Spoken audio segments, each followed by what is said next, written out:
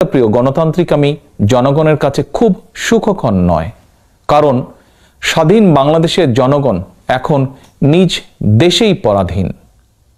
দুর্নীতিবাজ ফ্যাসিস্ট হাসিনার অবৈধ ক্ষমতা লিপ্সার খায়েশ মেটাতে গিয়ে বাংলাদেশকে তাবেদার রাষ্ট্রে পরিণত করা হয়েছে। লাখো প্রাণের বিনিময়ে অর্জিত স্বাধীনতার গৌরব ধুলোয় মিশিয়ে দিয়ে এখন বিনা ভোটে রাষ্ট্র ক্ষমতা দখল করে রেখেছে চিহ্নিত ভোট ডাকাত অবৈধ দুর্নীতিবাজ হাসিনার ডামি সরকার। কখন কাকে ধরতে হবে, কাকে মারতে হবে, কাকে রাখতে হবে, কাকে সীমান্তের ওপারে ফেলে দিয়ে আসতে হবে, সব সিদ্ধান্তই আসে অন্য দেশ থেকে। প্রিয় দেশবাসী, কয়দিন আগেই আমরা সবাই শুনেছি, দেখছি চলমান ডামি নির্বাচনের এক ডামি প্রার্থী প্রকাশ্যেই নিজেকে ভারতের প্রার্থী হিসেবে ঘোষণা দিয়েছে। এমন নির্লজ্জ স্বীকারোক্তির মাধ্যমে আবারও প্রমাণিত হয়েছে এই ডামি সরকারের স্বাধীন সিদ্ধান্ত নেবারও ক্ষমতা নেই। প্রিয় দেশবাসী, আপনাদের নিশ্চয়ই মনে আছে ডামি সরকারের এক ডামি দুর্নীতিবাজ পররাষ্ট্রমন্ত্রী বিনা ভোটে ক্ষমতায় থাকার জন্য প্রকাশ্যেই ভারতের করুণা ভিক্ষা করেছিল। অতএব নব্য আওয়ামী রাজাকারদের এই স্বীকারোক্তি বিচ্ছিন্নভাবে দেখার সুযোগ নেই, বরং আশ্চর্য এবং উদ্যোগের বিষয় হলো পরাধীনতা মেনে নিতেও আওয়ামী নেতাকর্মীদের এখন আর কোনো লাজ শরমের বালাই নেই। আওয়ামী রাজাকারদের এই বক্তব্য দেশের স্বাধীনতা ও সম্মানের বিরুদ্ধে, লেন্দুব হাসিনা মোমেনদের ধারাবাহিক বেইমানেরই অংশ বলেই দেশের স্বাধীনতা প্রিয় গণতান্ত্রিকামী জনগণ বিশ্বাস করেন। প্রিয় দেশবাসী, দেশের জনগণের কাছে নির্বাচন ছিল একটি রাজনৈতিক উৎসবের মতন, কিন্তু বর্তমানে অবৈধ ক্ষমতালোভী দুর্নীতিবাজ হাসিনা ভোটাভুটির এই উৎসবকে ভোট ডাকাতির উৎসবে পরিণত করেছে। গণতন্ত্র, মানবাধিকার, মানুষের ভোটের অধিকার লুণ্ঠন করে দুর্নীতিবাজ হাসিনা দেশটাকে মাফিয়া রাষ্ট্রে পরিণত করেছে। দুদক, নির্বাচন কমিশন কিংবা বিচার বিভাগ, প্রতিটি সাংবিধানিক প্রতিষ্ঠানই এখন মাফিয়া চক্রের দখলে। অবৈধ সরকারের অবৈধ দুর্নীতিবাজ মন্ত্রীরা আরেকবার ভোট ডাকাতির উৎসবে অংশ নিতে ডামি নির্বাচন কমিশনের দাখিল করা হলফনামায় দেখা গিয়েছে যে 10 জন মন্ত্রীর অস্বাভাবিক হারে সম্পদ বেড়েছে, সে তালিকায় দুর্নীতিবাজ হাসিনার নামও রয়েছে। প্রশ্ন হলো, এসব তদন্ত করার মতন একটি সংস্থাও কি বর্তমানে দেশে কার্যকর নেই? প্রিয় দেশবাসী, দুর্নীতিবাজ ফ্যাসিস্ট হাসিনা দেশকে রাজনীতি, অর্থনীতি, সামাজিক মূল্যবোধ, শিক্ষা, স্বাস্থ্য, কৃষি সব দিক থেকে পিছিয়ে দিয়েছে। দেশের বৈদেশিক ঋণের বোঝাও ইতিমধ্যে $100 বিলিয়ন ছাড়িয়েছে। গরিব ও নিম্ন মধ্যবিত্ত মানুষকেও সুরক্ষা দেওয়ার পরিবর্তে অবকাঠামোগত উন্নয়নের নামে দেশকে বৈদেশিক ঋণের ভারে জর্জরিত করে ফেলা হয়েছে। অত্যন্ত সুপরিকল্পিতভাবে উৎপাদনশীল একটি দেশকে একটি আমদানি নির্ভর পরনির্ভরশীল দেশে পরিণত করা হয়েছে। উন্নয়নের ধোঁয়া তুলে দেশে গণতন্ত্র এবং জনগণের ভোটের অধিকারকে কেড়ে নেওয়া হয়েছে। দেশের প্রিয় কৃষক, শ্রমিক ভাই ও বোনেরা, কৃষি নির্ভর অর্থনীতির বাংলাদেশে কৃষকরাই দেশের অর্থনীতির মূল চালিকা শক্তি। প্রত্যক্ষ কিংবা পরোক্ষভাবে দেশের শ্রমশক্তির প্রায় অর্ধেকই কৃষকের বা কৃষির সাথে সম্পৃক্ত। দেশের প্রায় 2 কোটি পরিবার কৃষির উপর নির্ভরশীল সরাসরিভাবে।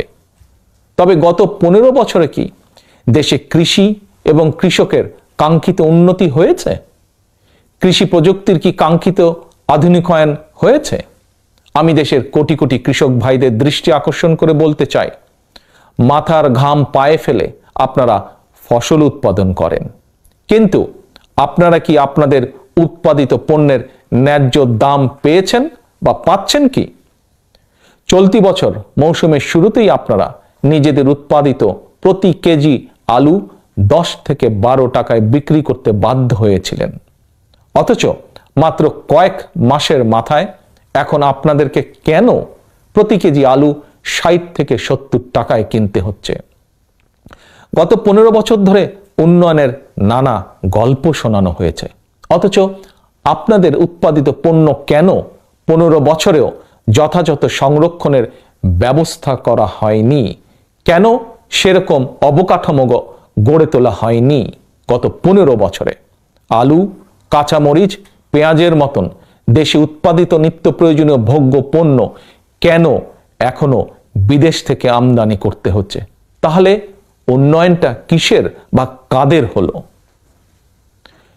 প্রিয় দেশবাসী, বর্তমানে দেশের কৃষক, শ্রমিক, মুটে মজুর, প্রান্তিক জনগোষ্ঠী, স্বল্প আয়ের মানুষ, এমনকি অনেক মধ্যবিত্ত পরিবার সহ প্রায় প্রতিটি শ্রেণী পেশার মানুষ বর্তমানে সংসার পরিচালনায় হিমশিম খাচ্ছে। খোদ রাষ্ট্রায়ত্ত সংস্থা বাংলাদেশ পরিসংখ্যান ব্যুরোর এক সাম্প্রতিক রিপোর্টে বলেছে, দেশের প্রায় 8 কোটির মতন মানুষ বর্তমানে ঋণ করে সংসার চালাতে বাধ্য হচ্ছে। এমন সংকটকালীন অবস্থায় ন্যায্য মজুরির দাবিতে সম্প্রতি দেশের গার্মেন্টস শ্রমিকরা রাজপথে নেমে আসার কারণে এই দুর্নীতিবাজ মাফিয়া সরকার কয়েকজন গার্মেন্টস শ্রমিককে নির্মমভাবে গুলি করে হত্যা করেছে। হাজার হাজার শ্রমিকের বিরুদ্ধে মামলা দেওয়া হয়েছে। শতাধিক শ্রমিক নেতাকে কারাবন্দী করা হয়েছে। অত্যাচারী হাসিনার অবৈধ ক্ষমতার লিপ্সার কারণে গার্মেন্টস শিল্পের রফতানি বাজার ধীরে ধীরে বাংলাদেশের হাত ছাড়া হওয়ার আশঙ্কা তৈরি হয়েছে। প্রিয় দেশবাসী, তাহলে বিগত 15 বছরে শ্রমিকের ভাগ্যের কি উন্নয়ন হলো? কিসের উন্নয়ন হলো? কার উন্নয়ন হলো? কাদের উন্নয়ন হলো? প্রিয় দেশবাসী, গার্মেন্ট শিল্প এবং অপরটি বৈদেশিক কর্মসংস্থান এখন পর্যন্ত দেশের রফতানি আয়ের সবচেয়ে বড় এই দুটি খাতই স্বাধীনতার ঘোষক শহীদ জিয়াউর রহমানের অবদান। অথচ আজ টানা 15 বছর এই দুর্নীতিবাজ ফ্যাসিবাদ সরকার ক্ষমতা দখল করে রেখেছে এবং ক্ষমতা দখল করে রাখলেও গার্মেন্ট শিল্প এবং বৈদেশিক কর্মসংস্থান এই দুটি খাত ছাড়া দুর্নীতিবাজ হাসিনা নতুন একটি কোনো বড় রফতানি খাত তৈরি করতে পারেনি। তাহলে কিসের উন্নয়ন করলো এই ফ্যাসিবাদী এই দুর্নীতিবাজ সরকার? প্রিয় দেশবাসী, এই যে দেশের 47% শিক্ষিতই বেকার, শিক্ষিত বেকারদের এইসব তরুণদের প্রশিক্ষণ দিয়ে গার্মেন্টস, ফার্মাসিউটিক্যাল সহ কিংবা অন্য সেক্টরে নিয়োজিত করা যেত। কিন্তু গত 15 বছরে এই দুর্নীতিবাজ সরকার একটি আন্তর্জাতিক মানের প্রতিষ্ঠান গড়ে তুলে নাই বা তুলতে পারেনি এই শিক্ষিত বেকারদেরকে সঠিকভাবে ট্রেনিং দেওয়ার মাধ্যমে তাদেরকে কর্মসংস্থানের সুযোগ করে দেওয়া। অথচ এই সকল সেক্টরে বহু বৈধ এবং অবৈধভাবে বিদেশি নাগরিক কাজ করে যাচ্ছে এবং তারা প্রতি বছর বাংলাদেশ থেকে প্রায় 20,000 কোটি টাকা নিয়ে তাদের দেশে পাঠাচ্ছে। প্রিয় দেশবাসী, আমি দৃঢ়ভাবে বিশ্বাস করি মানব সম্পদের উন্নয়ন ছাড়া দেশের টেকসই উন্নয়ন কখনোই সম্ভব নয়। অথচ এই দুর্নীতিবাজ ফ্যাসিস্ট হাসিনার অবৈধ ক্ষমতার লোভে দেশে তারুণ্যের সব আকাঙ্ক্ষা সম্ভাবনা নষ্ট করে দিয়েছে। পুলিশি রাষ্ট্র বানিয়ে দেশকে অনিরাপদ করে তোলা হয়েছে। একটু নিরাপদ এবং সচ্ছল জীবনের আশায় হাজার হাজার তরুণ এখন যে কোনো উপায় দেশ ছাড়তে মরিয়া। যে কোনোভাবে দেশ ছাড়তে গিয়ে শত শত তরুণ যুবকের ভূমধ্য সাগরে সলিল সমাধি ঘটেছে। দেশে যদি সত্যিকার উন্নয়ন হতো তাহলে কেন এই শত শত হাজার হাজার তরুণ জীবনের ঝুঁকি নিয়ে দেশ ত্যাগের প্রয়োজন অনুভব করল? প্রশ্ন হচ্ছে, বিগত 15 বছর ধরে বেকার তরুণদের জন্য এই অবৈধ দুর্নীতিবাজ ফ্যাসিস্ট সরকার কি উন্নয়ন করেছে? কিসের উন্নয়ন করেছে? কাদের উন্নয়ন করেছে? প্রিয় দেশবাসী, স্বাস্থ্য সেবা খাতেও চলছে হরিলুট। এখনো দেশের 60% জনগণ প্রাথমিক স্বাস্থ্য সেবার ন্যূনতম সুযোগ থেকে বঞ্চিত। বিদেশে চিকিৎসা নিতে গিয়ে প্রতি বছর দেশ থেকে প্রায় 350 কোটি ডলার বাইরে চলে যাচ্ছে।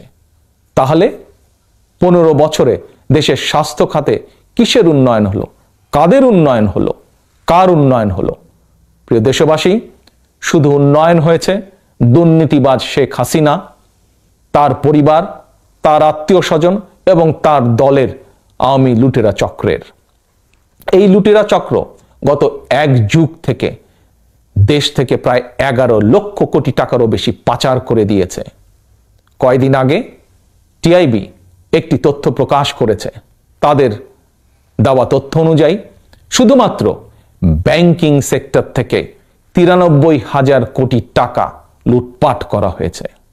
দুর্নীতিবাজ হাসিনার সরাসরি পৃষ্ঠপোষকতায় তথাকথিত কুইক রেন্টাল ছিল টাকা পাচারের সবচেয়ে নিরাপদ খাত। প্রবাসী বাংলাদেশিরা পরিশ্রম করে দেশে রেমিটেন্স পাঠিয়েছেন, আর সেই সব ডলার কুইক রেন্টালের চার্জ দেওয়ার নাম করে, তাদের পেমেন্ট দেওয়ার নাম করে বিদেশে পাচার করে দেওয়া হয়েছে। এটাই হলো আওয়ামী মাফিয়া চক্রের প্রধান কাজ। প্রিয় দেশবাসী, 15 বছরে সুপরিকল্পিতভাবে দেশের শিক্ষা ব্যবস্থাকেও ধ্বংস করে দেওয়া হয়েছে। দুর্নীতিবাজ ফ্যাসিস্ট হাসিনা যেভাবে ভোট ডাকাতি করে এমপি বানিয়েছে, একইভাবে কোমলমতি শিক্ষার্থীদেরকে নকল আর অটোপাসের সুযোগ করে দিয়ে একটি প্রজন্মকে পরিকল্পিতভাবে শিক্ষা দীক্ষায় পিছিয়ে দেওয়া হয়েছে। এখন আবার দেশের স্বাধীনতা, সার্বভৌমত্বের গৌরব ও মর্যাদার প্রতি উদাসীন একটি মেরুদণ্ডহীন তাবেদার প্রজন্ম তৈরি করতে নতুন জাতীয় শিক্ষা কারিকুলামের নামে শিক্ষার্থীদের উপরে সুকৌশলে চাপিয়ে দেওয়া হয়েছে দাবিদারি একটি শিক্ষা ব্যবস্থা। জাতি বিধ্বংসী এই শিক্ষা কারিকুলামের ভালো মন্দ নিয়ে ছাত্র, শিক্ষক, অভিভাবক কাউকে একটি কথা পর্যন্ত বলতে দেওয়া হচ্ছে না। উচ্চশিক্ষার ক্ষেত্রে আরো বেহাল দশা। বিভিন্ন সময় বিশ্বের বিভিন্ন দেশের শ্রেষ্ঠ উচ্চ শিক্ষা প্রতিষ্ঠানগুলোর র্যাঙ্কিং প্রকাশ করে থাকে, অথচ এই সব তালিকায় 1000-এর মধ্যেও বাংলাদেশের সর্বোচ্চ শিক্ষা প্রতিষ্ঠান বুয়েট কিংবা ঢাকা বিশ্ববিদ্যালয়ের নাম খুঁজে পাওয়া যায় না। প্রিয় দেশবাসী, সমগ্র দেশের মানুষের জিজ্ঞাসা, তবে কি বিশ্ববিদ্যালয়গুলো শুধু আব্রাদদের মতন দেশপ্রেমিকদেরকে হত্যা করতে ছাত্রলীগের কনসেন্ট্রেশন ক্যাম্প হিসেবে ব্যবহারের জন্যই? মাফিয়া সরকার তাহলে কিসের উন্নয়ন করেছে, কার উন্নয়ন করেছে, কাদের উন্নয়ন করেছে? প্রিয় দেশবাসী, জালিম দুর্নীতিবাজ হাসিনার শাসনকালে এসব অন্যায়, অবিচারের, অনাচারের কোনো বিচার নেই। দেশে বিচারালয়ে এখন সবচেয়ে বেশি অবিচার চলছে। ফ্যাসিস্ট হাসিনাই দেশের বিচার বিভাগকেই ফ্যাসিবাদের সূতিকাগারে পরিণত করেছে। সংবিধান থেকে কেয়ারটেকার সরকার পদ্ধতি বাতিল করে জনগণের ভোটের অধিকার কেড়ে নিতে দুর্নীতিবাজ হাসিনা নির্লজ্জভাবে বিচার বিভাগকে ব্যবহার করেছিল। হাসিনার অবৈধ ক্ষমতা লিপ্সার খায়েশ মেটাতে আদালতে এখন বিরোধী দল এবং মতের মানুষদেরকে কারাদণ্ড দেওয়ার উৎসব চলছে। বিচারক নামধারী একটি মাফিয়া চক্র রাত দিন 24 ঘন্টা দামি আদালত বসিয়ে বিশেষ করে বিএনপি নেতাকর্মীদেরকে কারাদণ্ড দেওয়ার প্রতিযোগিতায় লিপ্ত হয়েছে। রাত দিন 24 ঘন্টা বিচার চলছে। তাহলে প্রশ্ন, এখনো কেন সাগর রুনি হত্যার বিচার হচ্ছে না? কেন বাংলাদেশ ব্যাংকের ফরেন রিজার্ভ লুটের বিচার হচ্ছে না? তবে কি সাগর রুনি হত্যা অথবা বাংলাদেশ ব্যাংকের ফরেন রিজার্ভের সাথে সন্ত্রাসী হাসিনা জড়িত? প্রিয় দেশবাসী, ন্যায় বিচার, সুশাসন না থাকার কারণেই জনগণের ভোট ডাকাতি করে গত 15 বছর ভোট ডাকাতরা রাষ্ট্রীয় ক্ষমতা জবরদখল করে রেখেছে। 2014 এবং 2018 সালের মতন এবারও আবার নির্বাচনের নামে 7ই জানুয়ারি ভোট ডাকাতির উৎসবের আয়োজন চলছে। ডামি নির্বাচন কমিশনকে ব্যবহার করে আগেই প্রস্তুত করে রাখা হয়েছে ভোট ডাকাতদের লিস্ট। আগামী 7ই জানুয়ারি এই লিস্ট প্রকাশ করা হবে। দুর্নীতিবাজ ভোট ডাকাত হাসিনার ভোট ডাকাতির অংশীদার হতে চায়নি বলেই 12 কোটি মানুষের ভোটের অধিকার পুনঃপ্রতিষ্ঠার দাবিতে আন্দোলনরত বিএনপি সহ 62টি রাজনৈতিক দল ভোট ডাকাত হাসিনার 7ই জানুয়ারির ভোট ডাকাতির উৎসব বর্জন করেছে। 12 কোটি ভোটারের লুণ্ঠিত ভোটের অধিকার পুনঃপ্রতিষ্ঠার দাবির পক্ষে গণতান্ত্রিক বিশ্বের নৈতিক সমর্থন রয়েছে।